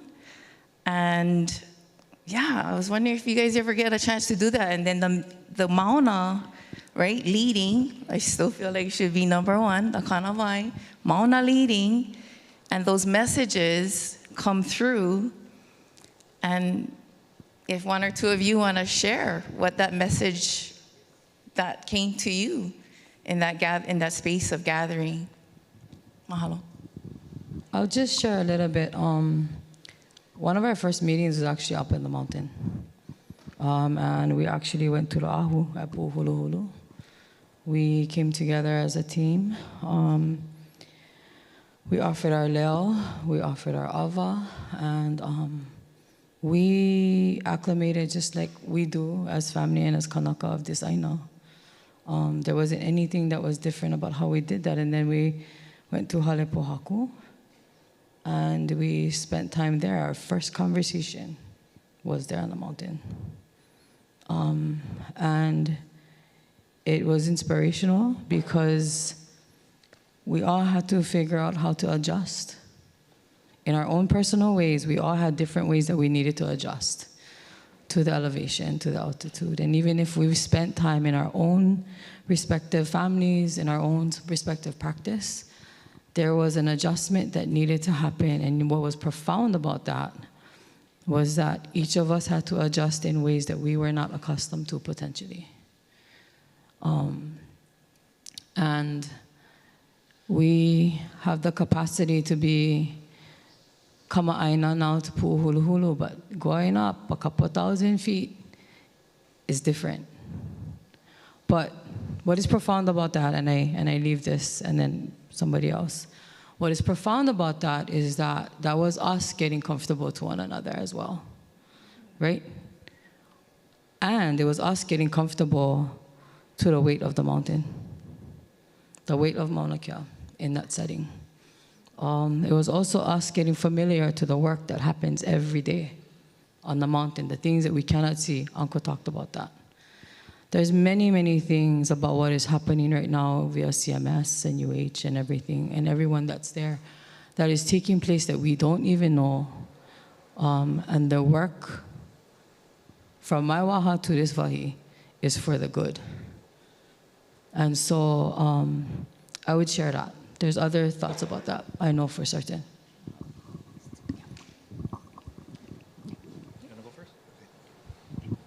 Aloha. So I'm the astronomy representative on the authority. Thank you for the question, Ursula. So I want to reflect on a couple of things. One is going actually back to the working group experience. So there were 4 of us that are on the authority now who participated in a working group that kind of came up with the concept that eventually became the authority. Myself, Lana Kila, Auntie Noi Noi, and Bonnie Irwin, who's the chancellor of UH Hilo. And one of the things to your question was before we could even begin to conceive of a different way, we had to get to know each other. So we actually spent quite a bit of time. It was a little bit unusual because it was during the pandemic. And so one might think it's really hard to sense another's energy over a Zoom link. But it's actually possible if you kind of let your guard down and share authentically how you feel and you let yourself be a little bit vulnerable. And when you do that, you learn so much. I'm sitting next to Lana Kila and I'm thinking about this conversation we had in the working group about how offensive it is to use the framework of science versus culture or culture versus science, which is being reflected in the media at the time when all this was going down, and how getting to know each other and sharing with each other, we kind of committed to stopping and working against that harmful framework. And so I've spoken about it, he's spoken about it, we've all kind of spoken about how that's not a helpful framework, that really we should be looking about how we can combine different ways of thinking, build mutual understanding, build mutual respect. And, so that's one thought that comes to mind. And as far as like what the Mauna speaks to me is different than what it used to be before all of this experience, which is kind of like, because I've worked in astronomy for 3 decades, I used to think of the Mauna as the top part where the telescopes are, like, how's the weather up there? Are we going to have good seeing tonight so that we can do our work? And through the discussions that we've had and with Auntie Puakanahele Kanakole about the water cycle and everything, and what the Haumana have said tonight about the Mauna being this ecosystem of interconnected systems and living things, and how it's all connected, has changed my view. Like when I go to work, I don't just see the top and the structures up there. I see the interconnection and how we're all connected to the Mauna now. So yeah, thanks for the question. Mahalo for that question and to share. Connecting to the Mauna has always been, I want to really, aloha and mahalo, Uncle Kalani. And Uncle Kalani and Auntie Pua has been definitely kumus of mine for a long time. It's also reminded me of the sanctity of the Mauna in other ways. Besides there's only what's passed in Mo'olelo, but actually how we as Kanaka still engage with the Mauna today. And so kind of stepping into this arena with the Mauna work, because I've kind of been through all the levels of engaging for the Mauna and being willing to still continue this work 10 plus years later now and being willing to step into uncomfortable capacities. I also always aloha and mahalo everybody here. Yeah, I'm the young dude and I'm learning so much throughout in process of how to engage. And also I'm very appreciative, I sit as representing the cultural practitioner position, and very appreciative how we make sure that we analyze that cultural wisdom and that ike, and it's not just what we see normally throughout so many other offices and stuff where culture is just the sprinkle on the top. Like, no, this is the root and it's a foundation because we're taking it down to that full depth understanding. But for me, I think my best practice engaging with our hui here from the working group and now in the establishing too, that we've actually taken that time. And sometimes it's challenging because, I mean, we are a state agency, we're busy, and we have all these rules. We cannot just call each other. Yeah, we cannot, by law. So it's a process to check in with each other. And the fact that we have made many times to meet on the mauna and to encourage others to come to the mauna so they can feel. Because that's something that no paper you read is going to tell you. You have to feel it. You got to go to that place. You have to feel that shortness of the breath, the coldness. But in that too, he pala a mauna awakia iluna. It's in our better chance. The mountain is the sap that will hold us together. And my last thought is, I remember in the early days engaging on the mauna, there was a time when we were pushing up that mountain to stand as we felt. And I remember hearing this peaceful voice remind me, telling, remember where you go. Remember where you are. And, ooh. You cannot push up the mountain. But when you hold yourself in that kapu aloha, in that respect, you ascend where you need to. And that, we keep that same discipline. I hold that same discipline, and I think our collective wisdom here is a reflection. Again, we are engaging and we are representatives of the community all the way. And in that, the mauna, for me, my final thought is I always come back to the mauna when I engage in this way, because the mauna is all about clarity. Mauna kea, we're talking about kea, that absolute untainted. Yeah, Poliahu is a goddess not just of snow but of clairvoyancy, and that is in the atmosphere and in the environment that is Mauna Kea. It's silence and really more time to listen. Take the time to listen. I think this group has done great in that, and we continue that. We have one final question after this, and then we're going to have wrap-up remarks. So let me just thank the members of the authority, because we come from really diverse perspectives, but over the years we've been able to establish trust and respect for each other. We have discussions, we don't necessarily agree, but we've bonded together, and the mauna is in the middle. But the fact that everybody is willing to listen to each other and have these discussions in a respectful way has been very important. And the reason why I wanted to say something at the end, because all of you are reflective of that too. And that makes me, in terms of this gathering tonight, that makes me the most happy in terms of creating a space where people with different perspectives can share their ideas in a respectful way and move us towards whatever the next chapter is. I'm not sure what it is, but the fact that we were all able to sit here. When I first met Auntie, the first thing she told me was, "Hey, who you?" And I said, "Nobody." She said, "I never heard of you. How gonna be watching you, you know?" I'm thinking to myself, who the hell is this lady?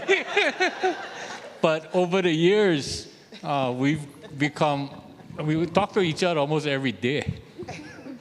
But we've become very close, and we don't agree on a lot of things, but we are able to exchange ideas, be very transparent with each other. And what you guys did tonight is another step of reflective of another thing that we're trying to create, right? Create understanding. You don't have to necessarily agree. Understanding and respect for each other. So that starts with the members of this authority who have adopted that perspective and understand the importance of that for our entire community. So thank you to all of you too for that understanding and that commitment. Cognizant of time, I'm sure folks need to get back to their homes. Final question, I'm going to ask for just one response, and then we're going to turn the mic over to Mr. DeFries.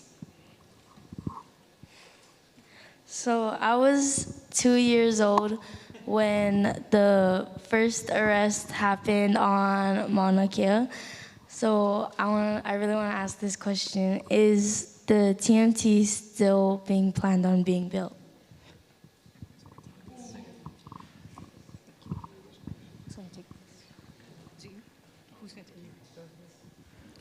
So the status of TMT is that TMT, just to give everybody context, is funded by several countries, right? Japan, Canada, India, and the United States. The United States has the most amount of money that is being requested to build TMT. The agency that's involved is called the National Science Foundation. The National Science Foundation is being asked to put in $1.3 billion, okay, to build TMT. Recently, the National Science Foundation has said that they are not going to put in the money. And there is a process where you have to go from step to step in order to get the money. The National Science Foundation has said that they're not going to advance TMT to what is called the design phase. Having said that, the people that support TMT are still trying to build TMT. And so what they're doing is they are trying to influence and lobby Congress, right? The United States Senate and the United States House. The United States Senate has put in one of the appropriations bills that NSF, you will build 2 telescopes, one in Chile and one here in Mauna Kea. You will also, the Senate also says that you will advance TMT to the design phase. The House of Representatives, the United States Congress House of Representatives has language that says that they want to see 2 telescopes. They want a status on the 2 telescopes, but they have not had the similar language. So TMT continues to push forward in terms of where they want to go. Recently, at one of our meetings, TMT provided a report to us about where they're going. And they reported that they are considering moving the site from the currently located site to where we decommissioned one telescope, right, called CSO. They're thinking about moving the site from where they originally planned it to this CSO site, which it was previously a telescope, so it's previously disturbed land. So they reported to us, and we're not sure what how far they are in terms of that. So TMT has faced certain setbacks in terms of getting money, right? But they continue to lobby to try to continue to build. So there's still if you ask TMT, there's still plans for them to build the telescope, whether it's on the current site where they have the permits or on another site. Good question.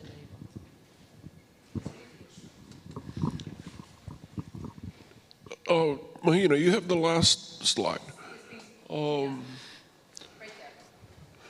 know, you've met members of the authority and you've met a couple of people on our staff. I also want to introduce the entity known as Kua o Wakea. We are required by law to develop a new management plan, completely new, that will eventually replace the plan that was developed and adopted by the University of Hawaii. You had to compete to be selected for this. We put out a request for proposals earlier in the year. An evaluations committee selected this team, which is led by SSFM International, which was the official entrant into the competition. And they wisely augmented and supplemented their expertise by building a team that was steeped in community engagement and indigenous knowledge cultural practices, everything from archaeology to design, every aspect of it. We had a meeting with them yesterday that in a room of about 22 people, 24 people.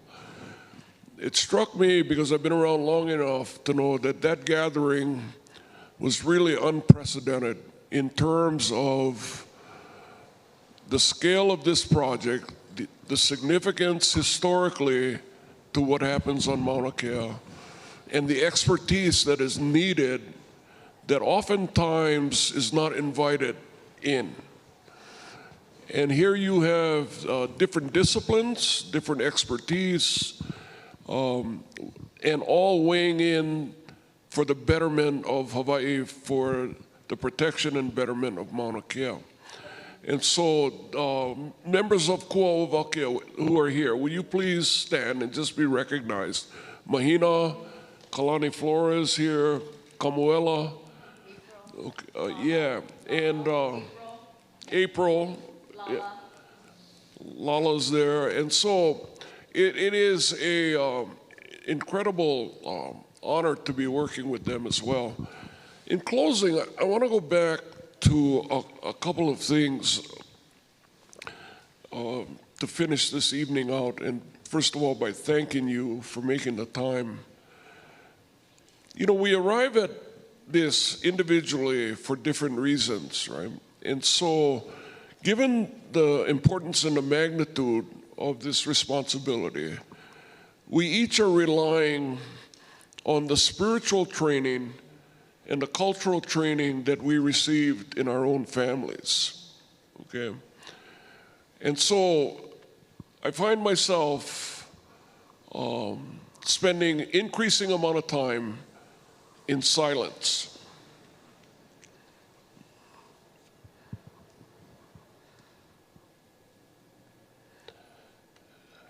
Trying to understand, right, and interpret and feel the inspiration and feel that flow. One of the things I appreciate about the high standard that the four Kanawai bring is it gives us an opportunity on the Mauna to go back in our minds, through our imagination, and begin to relate to the Mauna before there was human activity on it, when only the cycles of nature were at work. And we're reminded in our own creation chant, the Kumulipo, that the first Hawaiians were not people. They were elements, right? And it is the Kanawai that was developed so that we would understand the natural flow of these elements, the natural interaction. And so it's really important that we have an increasing understanding of that, so that as we develop the plan and we begin to reimagine and reinsert human activity, that we understand the protocols, the cultural conduct, the training, making sure you're clear about why you're there, or maybe why you shouldn't be there, right? All of those things become really important. And so I end with one thing that I learned, one additional thing I learned from Auntie Pua Kanahele, and because I see it throughout this room.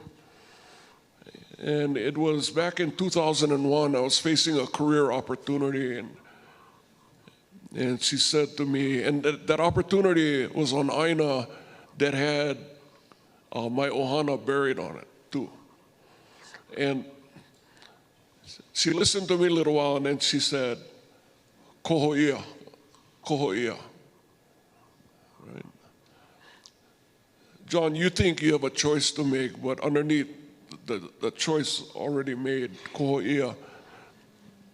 Sometimes the kuleana chooses you. Right? As you look around this room, you see people at work every day with their ohana, with their communities, doing work that they feel called to. And that is an experience that we are going through on the Mauna. We feel called to it, we feel accountable to it, and ultimately we'll be measured. We're living in an experience where I'm less concerned about whether we got the right answer.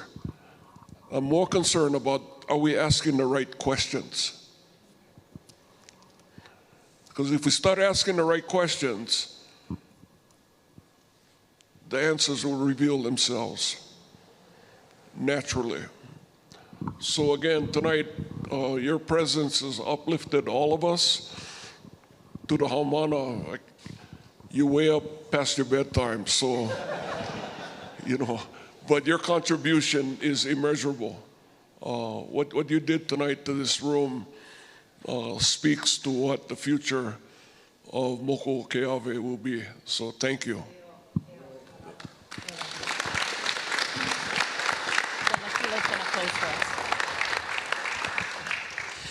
All right, to close up this evening, I ask if we can ku'iluna and if we can pililima. I want to ask our haumana to come up here and alaka'i and lead us in closing.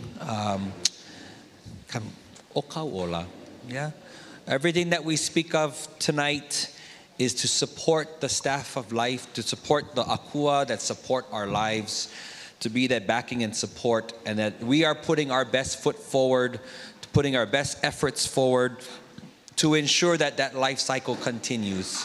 So in this pule to close us all, may we all go home safely. And ha'ina ia maya nakapuana ya. Go tell the story. Okay, for every one of you, I see, okay, now go tell all your family, go tell all your friends, go share that too. Because all of you are being here tonight, you've chosen to be here, you're representing all that too. So please share back with them. Okay? So with that, again, mahalo e na opio, mahalo ame na maku, ame na kupuna no mako. Aloha.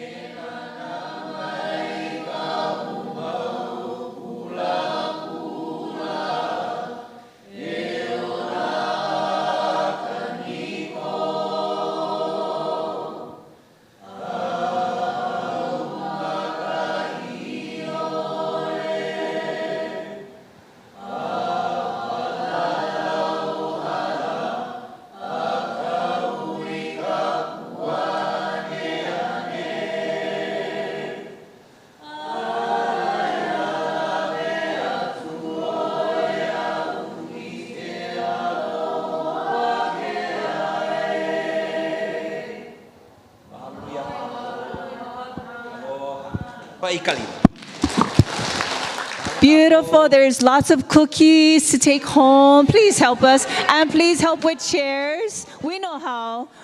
Waimea knows how. Let's ho'i na noho. Pens can all go in an area. Post-its, chairs, tables. Mahalo nui. Can we put some house